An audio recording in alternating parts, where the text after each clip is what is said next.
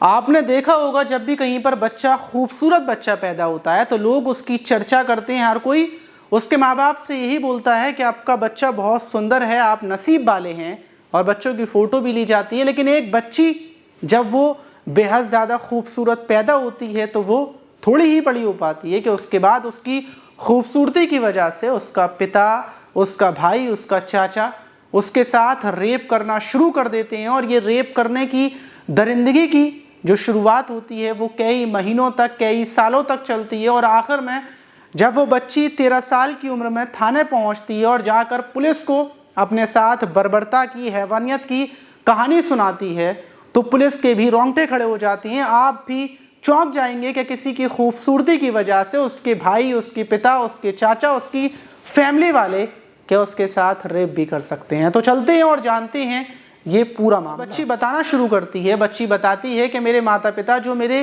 Real वाले माता पिता थे, उन्होंने मुझे पैदा करने के बाद अनाथ आश्रम में दे दिया था और मैं अनाथ आश्रम में ही थी। लेकिन जब मैं 6 महीने की थी तो ये लोग, जो मेरे दूसरे माता पिता हैं, वो वहाँ पर आते हैं और अनाथ आश्रम से मुझे 6 महीने की उम्र में ही गोद ले लिया जाता है। लेकिन जब मैं थोड़ी बड़ी होती हूँ, थोड़ी और बड़ी होती हूँ, तो जो मेरा भाई था, मेरे चाचा थे, लगभग 10 साल की उम्र में ही वो मेरे साथ छेड़खानी किया करते थे, गंदी गंदी हरकतें करते थे। मैं उस टाइम पर नहीं समझ पाती थी कि ये सही है क्या गलत है। लेकिन फिर जब मैं 12 साल की उम्र हुई मेरी तो मुझे पता चला कि ये सब कुछ गलत है। फिर मैं उनसे दूर भागती थी। और सबसे पहले मेरा भाई, जो जिसकी उम्र लगभग 17 साल होगी, वो मेरे साथ पहली बार रेप करता है। और फिर उसके बाद मेरे पिता करते हैं। और जो भी मेरे चाचा और जितने भी रिश्तेदार आते थे वो मुझसे यही बोलते थे कि तुम बहुत ज़्यादा खूबसूरत हो, और मेरे साथ रेप होता था। जब ये बात मैंने अपनी माँ को बताई थी पहली बार रेप होने पर, तो मेरी माँ ने ये बोला था कि बेटा, ये बात किसी बाहर वाले इंसान को मत बताना, क्योंकि ये घर की बात है, घर में रहने दो, और जो तुम्हारे पिता हैं, जो भाई हैं, वो भी तो तुम्हारे घर के हैं। और ये बात बोलकर दबा दी गई थी। लेकिन अब मुझे इतना ज़्यादा परेशान किया जाने लगा था कि रोज़ाना रोज़ाना कभी मेरा भाई, कभी मेरे पिता मुझे घर में ठीक से ना ही खाना मिलता, ना ही सुकून से रहने देते। जब भी वो आते मेरे साथ छेड़खानी करते। इसी वजह से मैं परेशान होकर आपके पास आई हूँ।